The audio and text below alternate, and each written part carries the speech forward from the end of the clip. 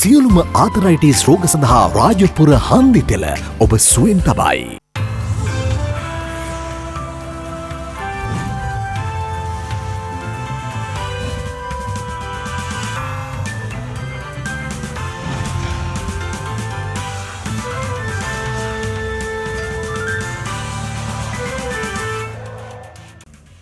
ආයුබෝවන් යථාර්ථවාදීව ලෝකයේ දෙස බලන්නට සත්‍ය සිදුවීම් සම්පින්ඩනයක පුවත් දිගහැරුම ශ්‍රද්ධා රූපවාහිනී 6:30 ප්‍රධාන ප්‍රවෘත්ති විකාශය සමගින් මම ලකිඳුනුවංග ප්‍රථමයෙන් සිරස්තල.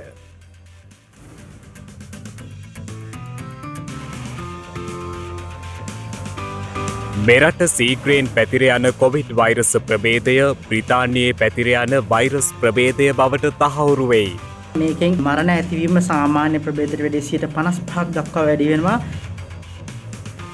පළමු වරට මෙරට දෛනික කොවිඩ් ආසාදිතයින් 1000 ඉක්මවයි.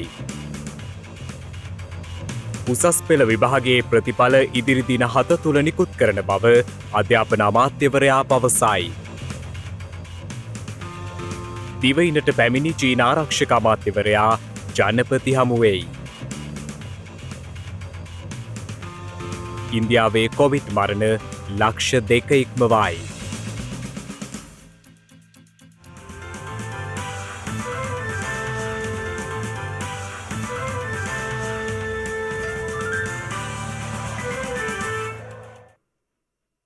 මෙරට සීග්‍රයෙන් පැතිර යන කොවිඩ් වෛරස් ප්‍රභේදය බ්‍රිතාන්‍යයේ පැතිර යන වෛරස් ප්‍රභේදය බවට තහවුරු වන බව ඒ සම්බන්ධව පරීක්ෂණ කළ කණ්ඩායම අද ප්‍රකාශ කළා.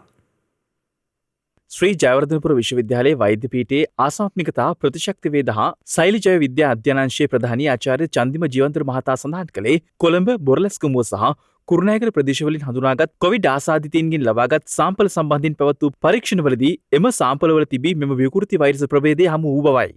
මෙම වෛරසය පැතිරීමේ ශීඝ්‍රතාව අන් වෛරසවලට සාපේක්ෂව 50%කින් වැඩි බවත් මරණ ඇතිවීමද සාමාන්‍ය ප්‍රභේදයට වඩා 55%කින් පමණ වැඩි විය හැකි බවයි ඒ මහතා වැඩිදුරටත් සඳහන් කළේ. අද උදෑසන විට අපි මේ වෙනකොට තහවුරු කරගෙන තියෙනවා දැනට කොළඹ කුරුණෑගල සහ බොරලැස්ගමුව යන ප්‍රදේශවල අපි සාම්පල් 43ක නියජයක් මේ වෙනකොට අධ්‍යයනය කරලා ඉවරයි. ඒ අධ්‍යයනයෙන් පස්සේ අපි දැන් අද උදෑසන තීරණය කරා ඒ පැතිරෙන්නේ එංගලන්තයේ මේ විට කරදරයට පත් වෙලා තියෙන B117 කියන ප්‍රභේදය කියන එක අපි 100% වශයෙන් තහවුරු කරා. ඉතින් පහුගිය දිනවල කතිකාවතාවෝ මේක ඉන්දියානු ප්‍රභේදයද එහෙම නැත්නම් වෙන ප්‍රභේදයක්ද එහෙම නැත්නම් ලංකාවේ ප්‍රභේදය වෙනස් වීමක්ද කියලා ඒ ගැටලුව තිබ්බා. මේ වෙනටත් සෞඛ්‍ය අමාත්‍යාංශය දැනුවත් කරලා තියෙනවා. මේ ප්‍රභේදය ඉංගලන්ත ප්‍රභේදයට 100%ක් සමානයි. B117 කියන ප්‍රභේදය තමයි දැනට මෙම ප්‍රදේශවල සංචාරණය වෙන්නේ. ඉතින් පසුගිය කාලවල අපි ප්‍රධාන වශයෙන්ම දැක්කේ ශ්‍රී ලාංකීය ප්‍රභේදය තමයි කියන්නේ B1411 කියන කාණ්ඩය තමයි බහුතරවම දැක්කේ. මේ විශේෂයෙන්ම පිටරටින් ආපු ප්‍රභේද ඉංගලන්තෙන් ආපු ප්‍රභේදය බොහෝ විට අපි දැක්කේ නිරෝධායන මධ්‍යස්ථාන ආශ්‍රිතව. හැබැයි මේ වන විට අපිට මේ සමාජයේ වාර්තා වෙන ආසාදන සියල්ලක්ම පාහේ මේ කාණ්ඩය මගින් රිප්ලේස් වෙලා තියෙනවා කියලා තමයි අපිට දැනට පේන ලක්ෂණ අනුව මේ ප්‍රභේදය ටිකක් කරදරකාරී ගැටලුකාරී ප්‍රභේදයක්. අධ්‍යාත්මක සාධක කරලා තියෙනවා මේකෙන් මරණ ඇතිවීම සාමාන්‍ය ප්‍රභේදයට වැඩි 55ක් දක්වා වැඩි වෙනවා. කෙනෙක්ගේ තව කෙනෙක්ට පැතිරීම 50ක් දක්වා වැඩි වෙනවා. අපි සියලුම දෙනා කතා කරනවා මේ ඉන්දියානු ප්‍රභේදයක් ගැන, ඩබල් මියුටන්ට් ප්‍රභේදයක් ගැන. ඇත්තටම මේ වන විටත් ඉන්දියාවේ වැඩිපුරම ආසාදන සංඛ්‍යාවක් සිදුවන්නේ ඉන්දියානු ප්‍රභේදය හරහා නෙවෙයි ඉංගලන්ත ප්‍රභේදය හරහා. ඒ නිසා ඉංගලන්ත ප්‍රභේදය තමයි දැනටත් ඉන්දියාවේ මේ සියලුම මරණ සහ ඒවලට වැඩිපුර දායකත්වයක් ලබා දෙන්නේ. ඒක හොඳේ තමයි දැනට ලංකාවේ භාවිතා කරන ඔක්ස්ෆර්ඩ් ඇස්ට්‍රාසෙනිකා වැක්සින් එකට මේ ප්‍රභේදය තාමත් සංවේදී. ඒක නිසා අවසන් ප්‍රතිඵලය අපි ලබා ගන්නේ වැක්සිනේෂන් එකක් කරා. ඉතින් ඒ දක්වා කාලය යනකම් ඉදිරි මාස 2-3 ඉතාමත්ම වැදගත් වෙනක අතර පැතිරෙන එක නවත්තන එක. මෙරට දෛනික කොවිඩ් ආසාදිතයින් සංඛ්‍යාව ඊයේ පළමු වරට 16 සීමාව ඉක්මවා ගියා. ඒ මෙරට දිනක් තුල වාර්තා වූ වැඩිම කොවිඩ් ආසාදිතයින් සංඛ්‍යාවද වාර්තා කරමින් ඊයේ හඳුනාගත් ආසාදිතයින් සංඛ්‍යාව 1111ක්. මේ අතර අද දිනේද තවත් කොවිඩ් ආසාදිතයින් 988 දෙනෙකු වාර්තා වන අතර ඒ සමග සමස්ත ආසාදිතයින් සංඛ්‍යාව 1,04,475ක් දක්වා ඉහළ ගියා. ඊයේ වාර්තා වූ ආසාදිතයන්ගෙන් 1089ක් පෑලියගොඩ කොවිඩ් පොකුරේ ආශ්‍රිතයන් වන අතර බන්ධනාගාර පොකුරේ ආසාදිතයන් 7 දෙනෙකුද වන බවයි රජයේ ප්‍රවෘත්ති දෙපාර්තමේන්තුව සඳහන් කළේ. එමෙන්ම විදේශයන්හි සිටි පැමිණි 15 දෙනෙකුද හඳුනාගත් ආසාදිතයන් අතර වනවා. ඊයේ වැඩිම ආසාදිතයන් කොළඹ දිස්ත්‍රික්කයෙන් වාර්තා වන අතර එම සංඛ්‍යාව 200ක්. මේ අතර ඊයේ තවත් මරණ 8ක් වාර්තා වීමත් සමග මෙරට සමස්ත මරණ සංඛ්‍යාව 655ක් දක්වා ඉහළ ගිය බවයි රජයේ ප්‍රවෘත්ති දෙපාර්තමේන්තුව සඳහන් කළේ. මින් මරණ 6ක්ම කොවිඩ් නියුමෝනියා තත්ත්වය නිසා සිදු ඇති බවයි වාර්තා වන්නේ. මේ අතර රජයේ වෛද්‍ය නිලධාරීන්ගේ සංගමය පවසන්නේ ජනතාවට කොවිඩ් වෛරසයේ ව්‍යාප්තිය පිළිබඳව නිවැරදි දත්ත ලබා දිය යුතු බවයි.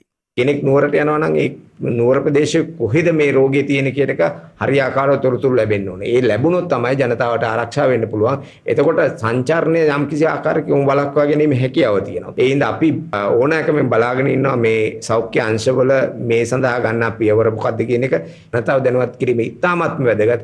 මොකද රට මේ වෙලාවේ අනාරක්ෂිතයි. ඒ අනාරක්ෂිත භාවය සෞඛ්‍ය අංශ විසින් හරිය ආකාරව කළමනාකරණය කරන්න ඕනේ. ඒ හින්දා අපි ඉතාමත් ඕනෑකමෙන් ඉල්ලා සිටිනවා මේ දත්ත ජනතාවට ලබා දෙන්න. ඒ හරහා අපිට මේ රෝගය වළක්වා ගැනීම සඳහා ඉතාමත්ම සුවිශේෂී කාර්යභාරයක් ඉෂ්ට කරන්න පුළුවන්.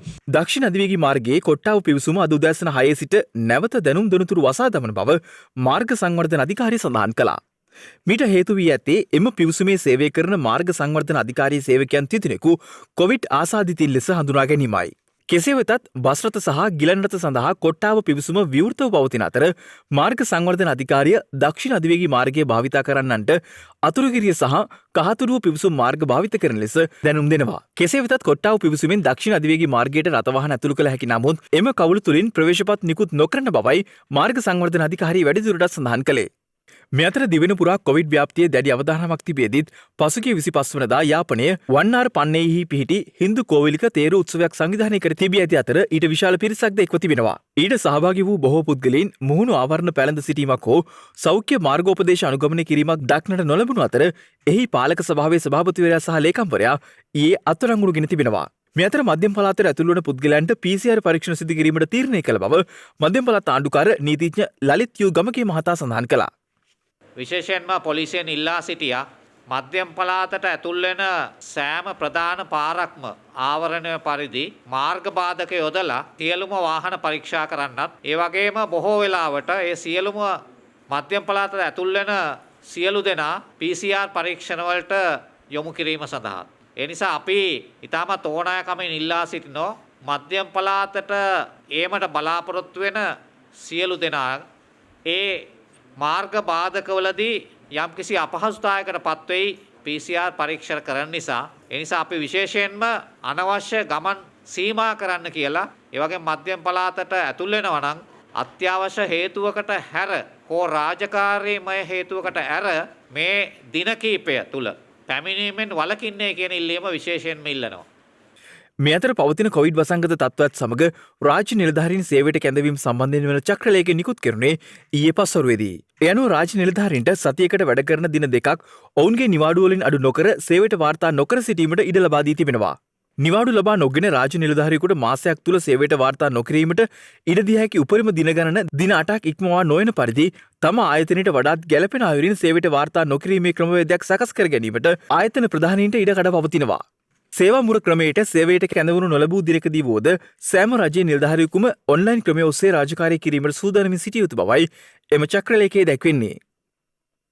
මේ වන විට වෛරසය ආසාදිතව රෝහල්වල ප්‍රතිකාර ලබන පුද්ගලයන් සංඛ්‍යාව 8737ක් වන අතර සුව ලබා පිටව ගිය සමස්ත පුද්ගලයන් සංඛ්‍යාව 95083ක් ලෙසයි දැක්වෙන්නේ. මෙරට පැතිර යන බ්‍රිතාන්‍ය කොවිඩ් වෛරසය ගැබිණි මව්වරුන්ට හා කුඩා දරුවන්ටද වැඩි වශයෙන් සංකූලතා ඇති කරන බව වසංගත රෝග විද්‍යායකකය පවසනවා. එහි ප්‍රධානී වෛද්‍ය සුදත් සමරවීර මහතා සඳහන් කළේ ගැබිණි මව්වරුන්ගේ දරු ප්‍රසූතියටද මෙම නව වෛරසය බලපෑම් ඇති කරන බවයි.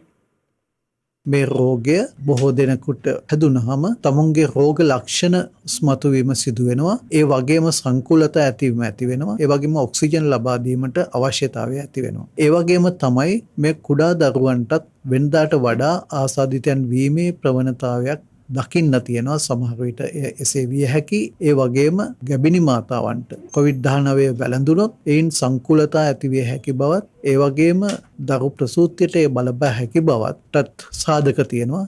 ඒ නිසා විශේෂයෙන්ම අපි වැඩිහිටියෝ ඒ වගේම බෝ නොවන රෝග තියෙන අය වගේම ගැබිණි මාතාවන් ඒ වගේම කුඩා දරුවනුත් මේ අවස්ථාවේදී COVID-19 ආසාදනය වීම පුළුවන් තරම් වළක්වා ගැනීම සඳහා ප්‍රවේශම්කාරී විය යුතුයි. ඔවුන් සමාජයට පැමිණීම, සමාජයේ ගැවසීම, ඒ වගේම සෞඛ්‍ය ආරක්ෂිතව හැසිරෙන්නේ නැතුව සිටීම කිසිසේත්ම සිදු නොකළ යුතුයි. ඔවුන් පුළුවන් තරම් ප්‍රවේශමෙන් තමුන්ගේ ගෙදරට වෙලා සිටීම ඉතාමත්ම වැදගත් වෙනවා. ඒ වගේම තමයි මේ තත්ත්වයට එක්ක රෝහල් වලට රෝගීන්ගේ පැමිණීම වැඩි වෙන්න පුළුවන්. මේ තත්ත්වයට සෞඛ්‍ය අමාත්‍යාංශය සූදානම්. රෝහල් කොහොමද මේ කළමනාකරණය කරන්න ඕනේ? රෝගීන් වැඩි වුණොත් කොයි ආකාරයකටද මොන වගේ රෝහල් වලටද මේ රෝගීන් බාර ගන්න ඕනේ? සංකුලතා සහිත වගේම දැඩි සත්කාර ඒකක ප්‍රතිකාර අවශ්‍ය වෙන රෝගීන්ට ඒ අවශ්‍ය පහසුකම් මොන රෝහල් වලද සපයන්නේ කියන එක පිළිබඳව දිගින් දිගටම දීර්ඝ වශයෙන් සාකච්ඡා කරලා සැලසුම් හදලා දැන් තියෙන්නේ. ඒ අනුව ඒ රෝගීන්ට රෝහල් වල පහසුකම් ලබා දීම ඉදිරියේදී කිසිම ගැටලුවක් නැතුව සිදු කරන්න පුළුවන් වෙයි කියලා අපි අපේක්ෂා කරනවා. මේ වන විට දිවයින පුරා ව්‍යාප්ත වෙමින් පවතින කොවිඩ් වසංගත තත්ත්වය හේතුවෙන් තවත් ප්‍රදේශ කිහිපයක් හුදකලා කර තිබෙනවා. ඒ අනුව දිස්ත්‍රික්ක 3කට අයත් ග්‍රාම නිලධාරී වසම් 5ක් අද පෙරවරුවේ සිට හුදකලා කිරීමට තීරණය කළ බවයි යුද හමුදාපති ජෙනරාල් ශවේන්ද්‍ර සිල්වා මහතා සඳහන් කළේ. ඒ අනුව මොනරාගල දිස්ත්‍රික්කයේ වැල්ලවාය නගර සීමා ප්‍රදේශය වෙහෙරයාය කොට්ටම්බගහ බොක්ක යන ග්‍රාම නිලධාරී වසම්වලට සංචාරණ සීමා පැනවීමට කටයුතු කර තිබෙනවා. එමෙන්ම බුත්තල රහතන්කම ග්‍රාම නිලධාරී වසමට සහ අම්පාර දිස්ත්‍රික්කයේ උහන පොලිස් බල ප්‍රදේශයේ කුමාරිගම ග්‍රාම නිලධාරී වසම් වෙතද සංචාරණ සීමා පනවා ඇති බවයි COVID-19 පැතිරීම වැළැක්වීමේ ජාතික ක්‍රියාන්විත මධ්‍යස්ථානයේ නිවේදනය කර ඇත්තේ. මාතල දිස්ත්‍රික්කයේ නාවුල පොලිස් බල ප්‍රදේශයේ අලුගොල්ල ග්‍රාම නිලධාරී වසමටද සංචාරණ සීමා පනවා තිබෙනවා. අත්‍යවශ්‍ය සේවාවල් නිරත වන සෞඛ්‍ය බලධාරීන් හෝ රජ සේවකයින් හැරෙන්නට කිසිම අවස්ථාවක හුදකලා කරපු ප්‍රදේශයකින් පිටවීම, ඒ වගේම හුදකලා කරපු ප්‍රදේශයකට ඇතුළු වීම වරදක් බවට පත් වෙනවා. මේ ගැන ශ්‍රී ලංකා පොලිසිය දැඩි විමසිල්ලෙන් පසු වෙනවා. ඒ වගේම යම්කිසි කෙනෙකුට හදිසි අවශ්‍යතාවයක් ඇති වුවහොත් විශේෂයෙන්ම රෝහලකට යාමට එවැනි අවස්ථාවකදී සීමාවන්ගෙන් තොරව රෝහලක් වෙත ගමන් කරන්න පුළුවන්. ඒ හැරෙන්නට වෙනත් අවස්ථාවලදී නිවසේම රැඳී සිටිය යුතුයි. අදාළ දුරකථන අංකවලට දැනුම් දී තම අවශ්‍යතාව සපුරා ගත යුතුයි. මේ ක්‍රියාවලට පටහැනිව යම්කිසි කෙනෙක් හුදකලා කරපු ප්‍රදේශයක සිට කටයුතු කරනවා නම් ඒ අය සම්බන්ධයෙන් ඉතා දැඩිව නිරෝධායන රීතිය ක්‍රියාත්මක කිරීමට ශ්‍රී ලංකා පොලිසිය කටයුතු කරනු ලබනවා. ඒ වගේම ඊයේ දින පොලිස් මුලස්ථානයේ මගින් විශේෂ නියෝගයක් ප්‍රාදේශීය පොලිස් ස්ථානාධිපතිවරුන් වෙත ලබා දුන්නා. යම් පොලිස් නිලධාරියෙක් ස්ථිර හෝ తాවකාලික පදිංචිය හුදකලා කරපු ප්‍රදේශයක වේ නම් එම පොලිස් නිලධාරීන් රාජකාරියට පැමිණීම අනවශ්‍ය බව, සෞඛ්‍ය බලධාරීන් එම ප්‍රදේශයේ හුදකලා බව ඉවත් කරනතුරු එම ප්‍රදේශයේම තම නිවසට තමා පදිංචිව සිටින පරිශ්‍රයට වී රැඳී සිටිය යුතුයි. රාජකාරී සඳහා වාර්තා කිරීම අනවශ්‍ය බවට දැනුම් දී තිබෙනවා. ඔක්ස්ෆර්ඩ් ඇස්ට්‍රාසෙනිකා කොවිඩ් මර්ධන එන්නතේ දෙවන මාත්‍රාව මෙරට ජනතාවට ලබා දීම අද සිට ආරම්භ කෙරුණා. ඉදිරි පෙළ සෞඛ්‍යංශ මූලික කරගනිමින් ඔක්ස්ෆර්ඩ් ඇස්ට්‍රාසෙනිකා කොවිඩ් මර්ධන එන්නත මෙරට ජනතාවට ලබා දීම ජනවාරි මාස 29 වෙනිදා ආරම්භ කෙරුණා. එම එන්නතේ පළමු මාත්‍රාව ලැබූ ඉදිරි පෙළ සෞඛ්‍ය සේවකීන් සඳහා එහි දෙවන මාත්‍රාව ලබා දීමයි අද සිට ආරම්භ කෙරුණේ.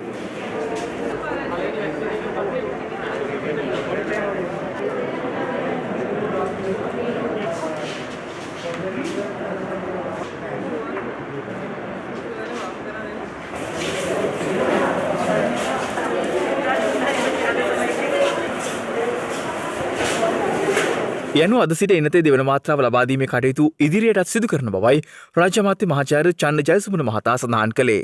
දැනට අප සතුව ලක්ෂ 3.5ක් තියෙනවා දෙවනි මාත්‍රාව ලබා දීම සඳහා. පළවෙනි මාත්‍රාව අපි 9,25,000කට ලබා දීලා තියෙන නිසා අපිට තවත් මදිපාඩුවක් තියෙනවා ලක්ෂ 6කට ආසන්න ප්‍රමාණයක්. අපිට ඉන්දියාව දැනුම් දීලා තියෙනවා නුදුරේදීම මේ ප්‍රමාණයත් ලබා දෙනවා කියලා. ඒක නිසා බාධාවකින් තොරව දෙවනි මාත්‍රාවත් අපිට ලබා දෙන්න පුළුවන්කම තියෙනවා කියන විශ්වාසය අපි ඉන්නවා. පළවෙනි මාත්‍රාව ලබා දුන්න අනුපිළිවෙලටම දෙවනි මාත්‍රාව ලබා දෙන්න අපි සැලසුම් කරලා තියෙනවා. ඊට පස්සේ ආරක්ෂක අංශවල සමාජිකයන්ට ඒ ආදී අනුපිළිවෙලට එන්නත ලබා දෙන්න අපි කටයුතු යොදලා තියෙනවා. COVID-19 වෛරසය හේතුවෙන් ඉන්දියාවේ මියගිය පුද්ගලයන්ගේ සංඛ්‍යාව ලක්ෂ 2 සීමාව ඉක්මවා ගොස් තිබෙනවා.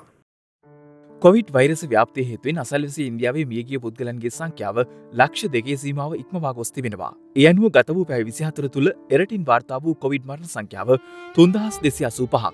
කොවිඩ් ව්‍යාප්තිය ආරම්භයේ සිට මේ දක්වා ඉන්දියාවෙන් වාර්තා වූ වැඩිම දෛනික කොවිඩ් මරණ සංඛ්‍යාවයි එලෙස වාර්තා වුණේ. ඒත් සමග ඉන්දියාවේ සිදුව ඇති සමස්ත මරණ සංඛ්‍යාව 2,01,165ක් දක්වා ඉහළ ගිය බව ඉන්දිය මාධ්‍ය වාර්තා කළා. එමින්ම ඊයේ දිනේ එරටින් වාර්තා වූ ආසාදිතයන් 3,62,902ත් සමග සමස්ත ආසාදිතින් සංඛ්‍යාව 1,70,88,637ක් ලෙසයි දැක්වෙන්නේ. මේ වන විට එරට කොවිඩ් මරණ ගණන ක්‍රමයෙන් ඉහළ යමින් පවතින අතර ඉන් බහුතරය වාර්තා වන්නේ ඔක්සිජන් හිඟකම හේතුවෙන්. ලොව රටවල් රැසක් ඉන්දියාවට සහාය වීමට ඉදිරිපත්ව ඇතත් තත්ත්වය පාලනය කිරීමට මෙතෙක් හැකි වී නැහැ. එලෙස පුද්ගලයන් දහස් ගණනක් දෛනිකව අවසන් ගමන් යද්දී දේහයන් ආදාහනය කිරීමේ ස්ථාන නොමැතිව ඉන්දියාව ප්‍රබල ගැටලුවකට මැද වී සිටින බව ඉන්දිය මාධ්‍ය වාර්තා කරනවා. ඒ අනුව උද්‍යානවල ගස් කපා දමා දේහයන් ආදාහනය කිරීම සිදු කරන අයුරුද ඉන්දිය මාධ්‍ය වාර්තා කළා.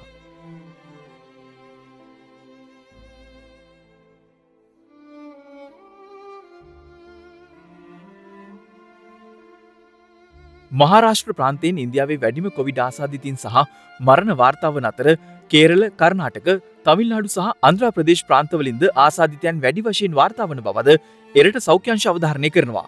එමෙන්ම තවමත් අගනුවර මෙන්ම අනෙකුත් රෝහල් සියල්ලේම දැවැන්ත ඔක්සිජන් හිඟයක් පවතින්නේ ඒවායේ දැඩි සත්කාර ඒකක සියල්ලම 99%ක්ම පිරී ගොස් ඇති පසුබිමකයි. ඒත් සමග රෝහල්වල ඉඩ නොමැතිවීම හේතුවෙන් කොවිඩ් ආසාදිත ජනතාව රෝහල් අසල ගිලන් රථවල මෙන්ම පෞද්ගලික රථවල ප්‍රතිකාර ලබන ආකාරයද විදේශ මාධ්‍ය වාර්තා කළා.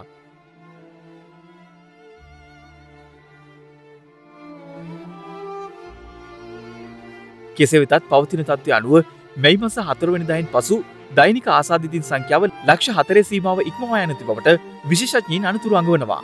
මේ අතර කොවිඩ් රෝගීන්ගේ වැඩිවීමත් සමග ඉන්දියාවට වෛද්‍ය උපකරණ තෝගයක් ඇමරිකාවෙන් ඊයේ ලබා දී තිබෙනවා. ජාත්‍යන්තරයෙන් ඉන්දියාවට වෛද්‍ය පහසුකම් ලබා දුන් ප්‍රථම අවස්ථාව මේ බවයි විදේශ මාධ්‍ය වාර්තා කළේ.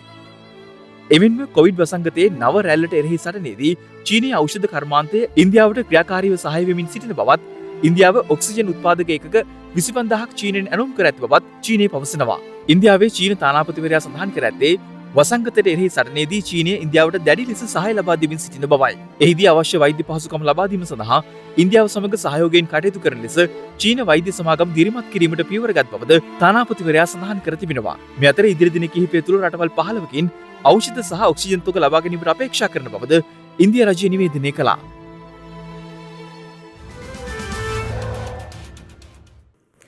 දෙදහස් විස්ස අපොස උසස් පෙළ විභාගයේ ප්‍රතිඵල තවත් දින 7ක් ඇතුළත නිකුත් කරන බව අධ්‍යාපන අමාත්‍ය මහාචාර්ය ජී.එල්. පීරිස් මහතා පවසනවා. මේ අතර ලැබෙන සතිය තුළ පාසල් පැවැත්වීම සම්බන්ධ තීරණය ලබන ඉරිදා වන විට ලබා දෙන බවයි අමාත්‍යවරයා වැඩිදුරටත් සඳහන් කළේ.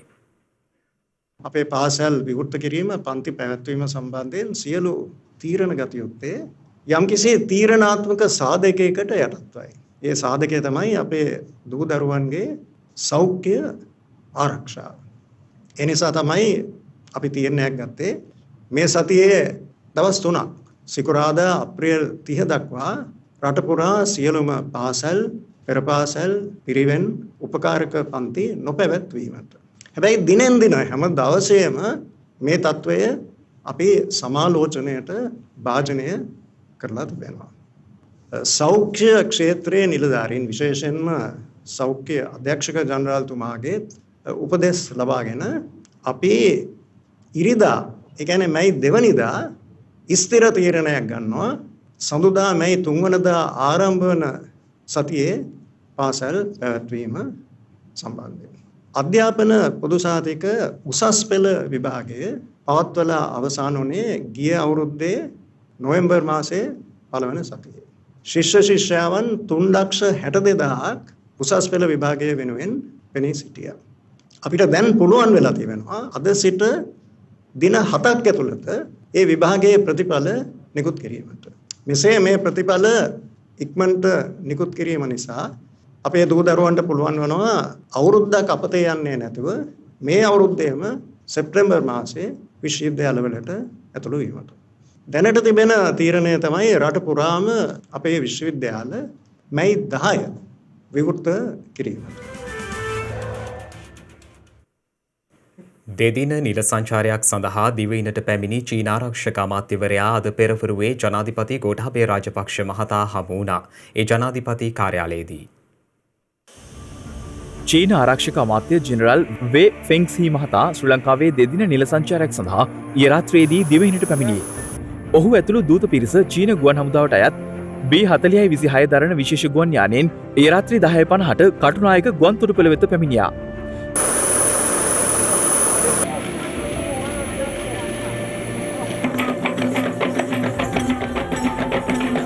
ඒ අනුව චීන ආරක්ෂක අමාත්‍යවරයා අද පෙරවරුවේ ජනාධිපති ගෝඨාභය රාජපක්ෂ මහතා හමු වුණේ ජනාධිපති කාර්යාලයේදී. එහිදී චීන ආරක්ෂක අමාත්‍යවරයා ජනාධිපති ලේකම් ආචාර්ය පී.බී. ජයසුන්දර සහ විදේශ ලේකම් විශ්‍රාමික අද්මිරාල් මහාචාර්ය ජයනාත් කොළඹගේ යන මහත්වරුන් විසින් පිළිගනු ලැබුවා.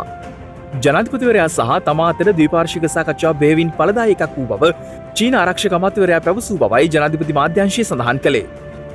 එසේම දෙරට අතර පවතින සබඳතා මෙම සංචාරයෙන් තවත් ශක්තිමත් වූ බව ඔහු සඳහන් කළා. ශ්‍රී ලංකාවේ චීන තානාපති ෂී සෙන්හෝන් ඇතුළු පිරිසක් මෙම හමුවට එක්ව සිටියා.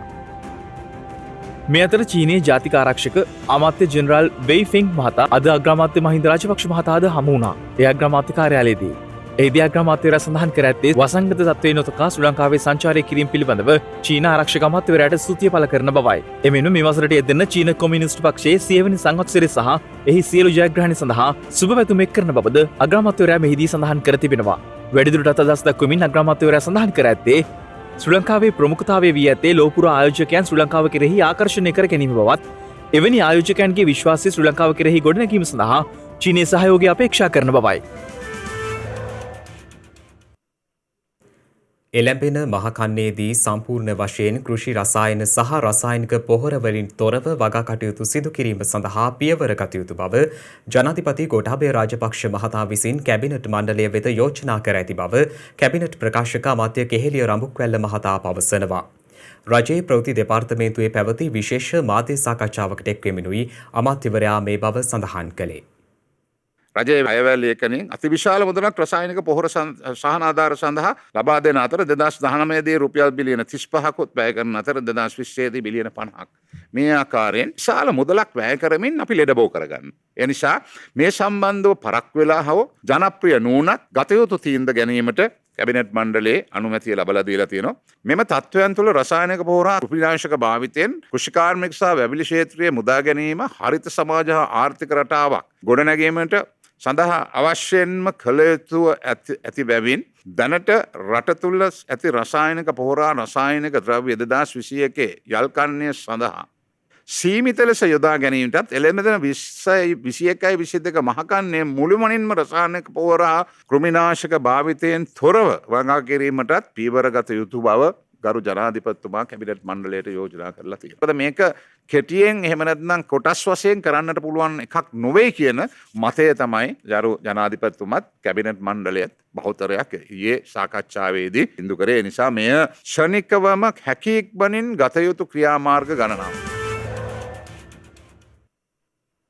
හුස්ම වෙනුවෙන් ජීවිත ඉල්ලන මිනිස්සු මේ කාලවකවානුවේ ඉන්දියාවේ ඕනෑ තරම්. එවැනි මිනිසුන්ට හුස්ම දෙන මිනිස්සුන් දෙදෙනෙකු ගැනයි මේ. ඉන්දියාවේ මේ වන විට පවතින තත්ත්වය.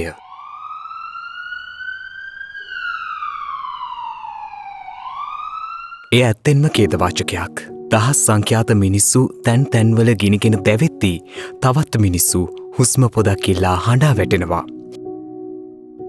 ඇත්තෙන්ම කොවිඩ් අභියෝගය හමුවේ ඉන්දියාව අසරණ වෙලා.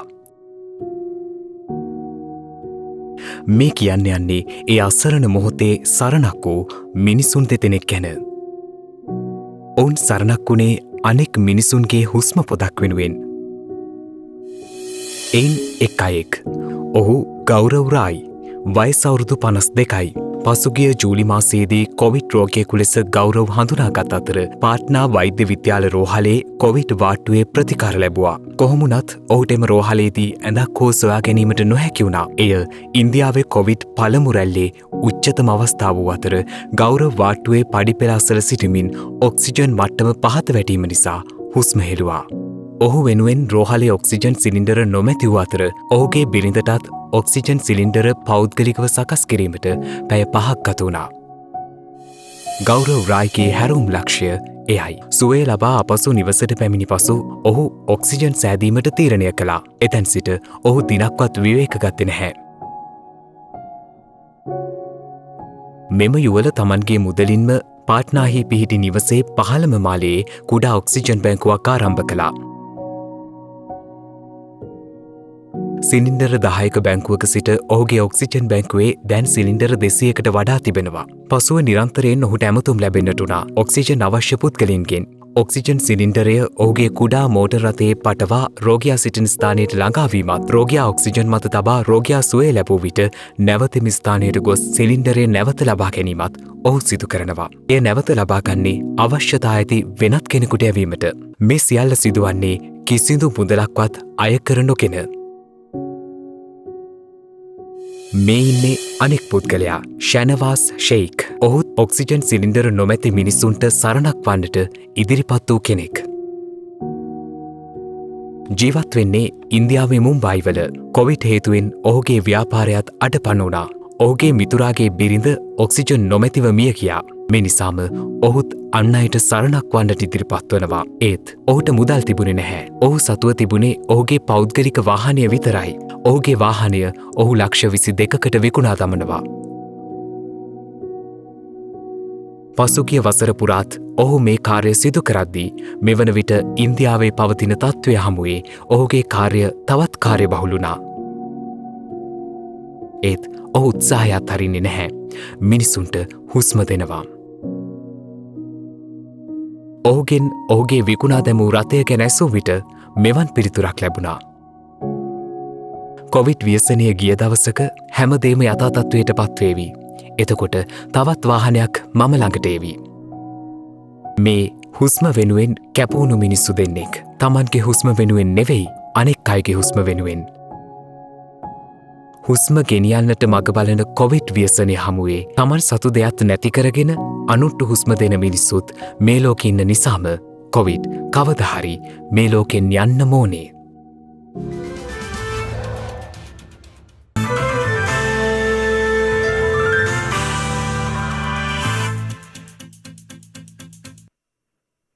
අවධානය විදෙස් පුවත් වෙත. ඉන්දියාවේ ඇසෑම් ප්‍රාන්තයේ රික්ටර් මාපක ඒකක 6.7ක භූකම්පනයක් සිදු ඇති බව විදෙස් මාධ්‍ය වාර්තා කළා. ඉන්දියාවේ ඇසෑම් ප්‍රාන්තය ආශ්‍රිතව මැග්නිටියුඩ් ඒකකයේ 6.7ක ප්‍රබලත්වයකින් යුත් භූචලනයක් වාර්තා වී තිබෙනවා.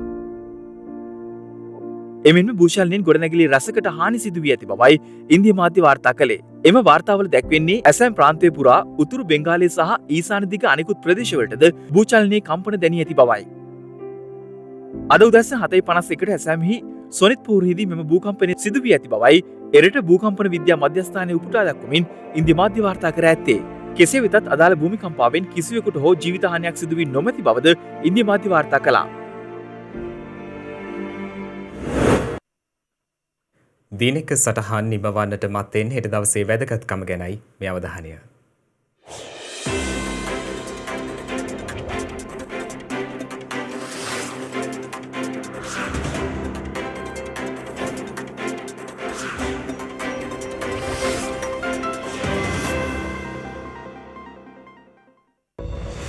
හෙට අප්‍රේල් මස 29 වනදා ශ්‍රී ලංකා බෞද්ධ පුනර්ජීවන ව්‍යාපාරයේ පුරෝගාමීක මෙන්ම බෞද්ධ අධ්‍යාපනයේ නංවාලීම සඳහා විශාල සේවයක් කරමින් බෞද්ධ පහසල් පිහිටුවීම සඳහා අනුපමේය මෙහෙයක් ඉටු කළ අතිපූජ්‍ය හික්කඩුවේ ශ්‍රී සුමංගල නාහිමිපාණන් වහන්සේ අපවත් වී ඇත්තේ 1911 වසරේ අප්‍රේල් මස 29 වන දිනයි. සිංහලයනි නැගිටියව් බුද්ධගයාව බේරගනිව් යන සිංහල නාදයෙන් ජාති අවධි කරමින් සිංහල බෞද්ධ උරුමය කුළුගන්වා රටදැය සමය වෙනුවෙන් අනුපමය මෙහෙයක් ඉටු කළ අතිශ්‍රේෂ්ඨ බෞද්ධ නායකයෙකු වූ ශ්‍රීමත් අනගාරික ධර්මපාල ශ්‍රීමතාණන් මෙලොවින් සමුගෙන ඇත්තේ 1933 වසරේ අප්‍රේල් මාස 29 වන දිනයි. ලොව පළමු ත්‍රිමාණ රූපවාහිනී විකාශනය එක්සත් ජනපදයේ ලොස් ඇන්ජලිස්දී ABC ආයතනයට අනුබද්ධ KECA TV නාලිකාවේ විකාශය කර ඇත්තේ 1953 අප්‍රේල් මාස 29 වන දිනයි.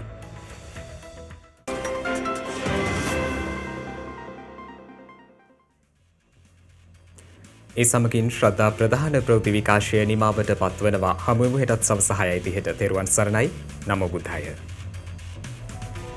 මෙවැනි වැදගත් පුවත් නැරඹීම සඳහා ශ්‍රද්ධා TV News YouTube channel එක subscribe කර සීනුව සලකුණු වන්න.